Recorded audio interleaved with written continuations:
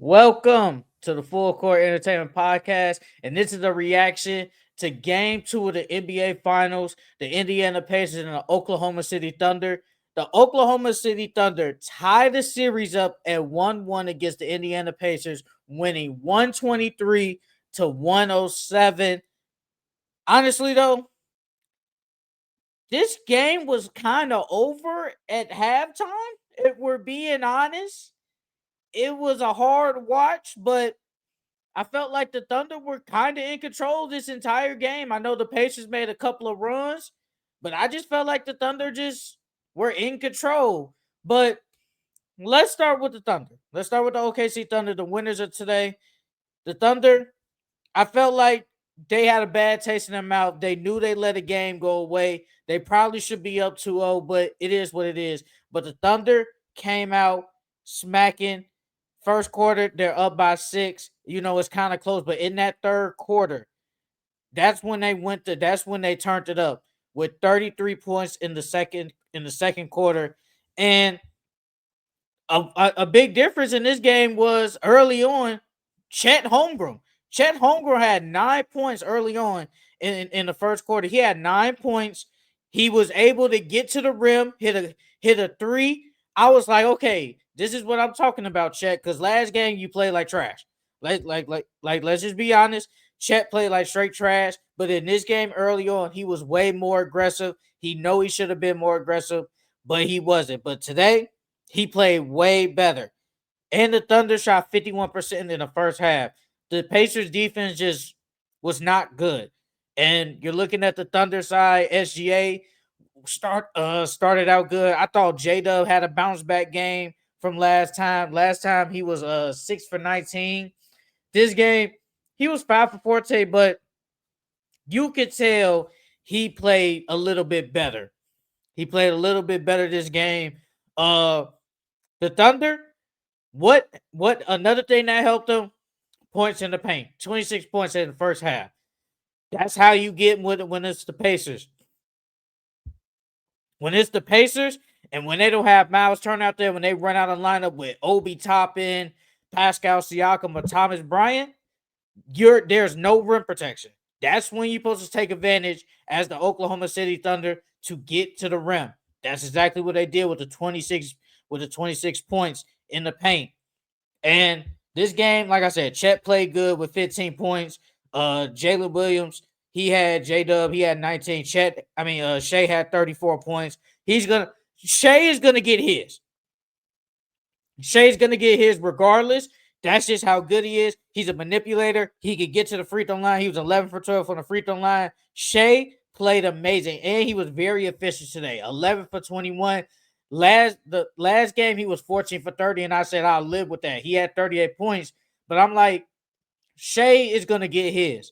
It's gonna happen. The Pacers haven't been good at stopping none of the star players in any of their series. So Shea dropping 34 basically every game is gonna happen. But I thought Shea played great. I thought he played great today. Was able to facilitate with 8 assists, had 5 rebounds, had 4 steals. He was amazing today, and you got to give Shea Gilgeous-Alexander credit. But also, they out rebounded them. Last time they got out rebounded by like 17. Out rebounded them 43 to 35. Had about the same assists. They had 11 offensive rebounds. That helps them. They shot 38% from the 3-point line, shot 48% from the field. I thought the Thunder as a team played great, but one of the key reasons they won this game was the bench. When you get 20 points from Alex Caruso and 18 points from Aaron Wiggins, you go win. We always talk about how the Thunder have one of the deepest benches in the NBA, and this is what happens when you get bench production from this. You got 38 points from 2 guys off your bench, especially when Lou Dort really didn't give you anything, and Casey Wallace didn't really give you nothing. But it doesn't matter when your bench players are stepping up. Like, this is what happens. The Thunder are just as deep. It's just a super deep team, and that's how they win games a lot. That's why they won almost basically 80 games total with regular season and postseason. The bench has stepped it up, and it was just a team effort this game. I thought the big three played good. In game two, game one, they didn't play good in the bench. I thought the bench played great. Like Alex Caruso, 4 from 8 from three. Aaron Wiggins, 5 from 8 from three. I mean, what can you do? I saw Aaron Wiggins. I'm like, man, they cannot stop this dude, bro. And Aaron Wiggins is a good player. He really didn't play that much in Timberwolves series, but in this game, he played 21 minutes and gave you 18 points. He was a plus 24 on the court. What you supposed to do with that? But I thought the Thunder just came out and just played better than the Pacers. It's just simple as that. They got punched in the mouth, and I'm not shocked they basically blew them out. I know I picked the Pacers to win, but that's kind of more biased on my side. You know, I'm rooting for the Pacers to win the series, so I thought they had a chance of winning this game two. But I was also like, this probably their throwaway game. And some people say, well, there's no throwaway game. Look, the Pacers got a throwaway game. This is the throwaway game. They was like, look, we got our game. We win, but they got beat down. And this game was not close. They lost about, what is this, 16? This game was not close. This game was not close at all, but give credit to the Thunder for coming out, playing. Give credit to Shai Gilgeous. He played great. Shed had a bounce back game. So the Thunder, they deserve to win this game. Now they're going back to Indiana, tie 1-1. Now on the Pacers side, I thought the Pacers just played bad. Honestly, I thought collectively, like if you look at the box score, you see Pascal with 15, Aaron Nesmith 14. Aaron Nesmith in that second quarter played great. I thought he played pretty good. He was keeping them in the game. He hit a lot of 3 points. He was 4 from 8 from 3, 50%. Miles Turner, he stepped it up in the third quarter. I thought he played good. That Tyrese Halliburton, he tried to turn up late in the fourth quarter. Look, Tyrese Halliburton had 17 points, but I can honestly say Tyrese Halliburton had the sticker game because going into like that third quarter, he only had like 6 points.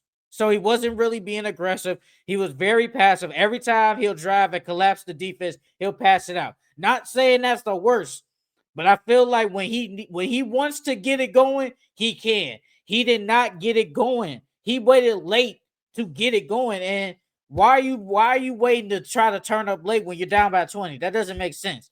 If you are aggressive early on, this game probably doesn't get out of hand, but he did it. And that's one thing about him.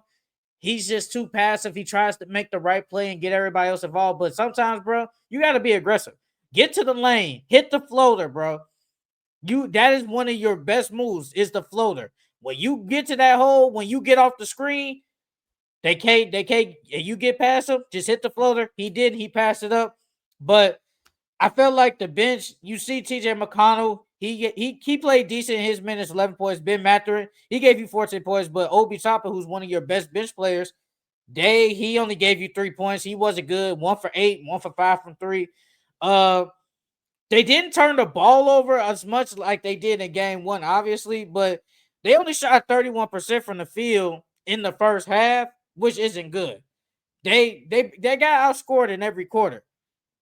I just thought that the Thunder just played better than them. And early on, they were 5 for 14 from the 3 in the first quarter. And I was looking, it was in the like kind of late in the first quarter. They took like 3 straight threes down the court. And I was like, those are kind of bad shots. I wanted them to kind of set the defense in the half court. And it was just too many threes. 5 for 14 from the 3. That's not good. They were 14 for 40 from 3. That's 35%, but they usually shoot better than this. And they didn't shoot this good this game. Like, they got out rebounded, had 15 turnovers.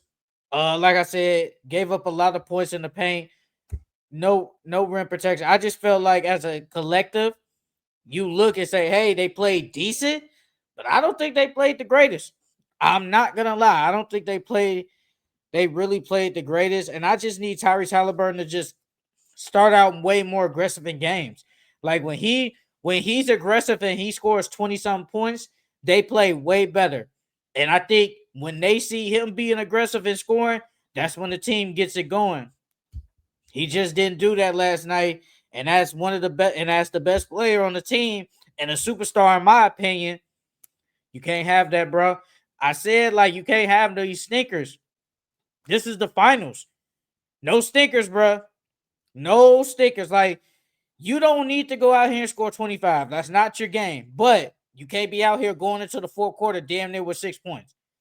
You just can't do that. And I think he'll play better. I think they're going home. I think everybody's gonna play better. Role players hit their shots better at home. Uh, but this Thunder's defense, bro. This Thunder's defense is really good. It's man, when they're on you and on ball and they get a steal, what can you do? They brought 5 people to the paint, nothing you can do about it. And give credit to the Thunder, that bench, that bench helped them so much. 38 points from 2 guys, nothing you can do about it. The Thunder shot 48% from the field, 87% from the free throw line, 43 rebounds. It's really not that much to take away this game because the Pacers basically got blown out. I just think that Shea was way more aggressive, and I think Tyrese Halliburton has to be aggressive just like Shea. If he can be aggressive just like that, they can win the game. They can easily probably at least be closer than this and win the game, but we just need better better games from these others. And Andrew Nembhard, he was 4 from 8. He didn't have a really good game. Last game, his defense and his scoring was able to get to initiate the offense in game one, helped them win that game. But in this game, that wasn't the case. He was a minus 17 on the court. And Pascal Siakam, he had 15 points. He was 3 from 11, but he really didn't do anything. He really didn't. So, they'll get to the drawing board. They'll look at film. They'll be ready for game 3. This is gonna be a crucial game 3, man, for both teams. And I'm excited for it. I'm excited for it. And let's see what happens. The Thunder have tied this series at 1-1. Basically blowing out the Indiana Pacers by 16, but we gotta wait and see. And my predictions for game 3. I'm going with the Pacers as per usual, man. I'm going with the Pacers. I'm going with the Indiana Pacers in game 3. I think that Tyrese Halliburton starts out the game way more aggressive. Pascal Siakam starts out the game more aggressive. I think they control the rebounds this game. Try to be more efficient from the field. Start hitting their 3-pointers. Be able to get to the rack. Not let the Thunder get easy points in the paint and just easy points in general. Try to make Shea work for it like how he did in game 1.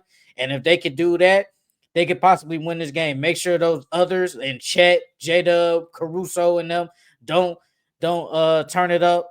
Like if those guys don't have good games, they can win this game. But when they have good games, when all 3 of them have good games, it's hard to beat them. It's hard to beat them in that defense. That defense is one of the greatest defense we've ever seen. So it's gonna be hard for them in a game like this. But this is the first finals game for them at 25 years at home. So that crowd is going to be rocking. It's going to be a different atmosphere. And I think the Pacers have a chance of winning game 3 at home.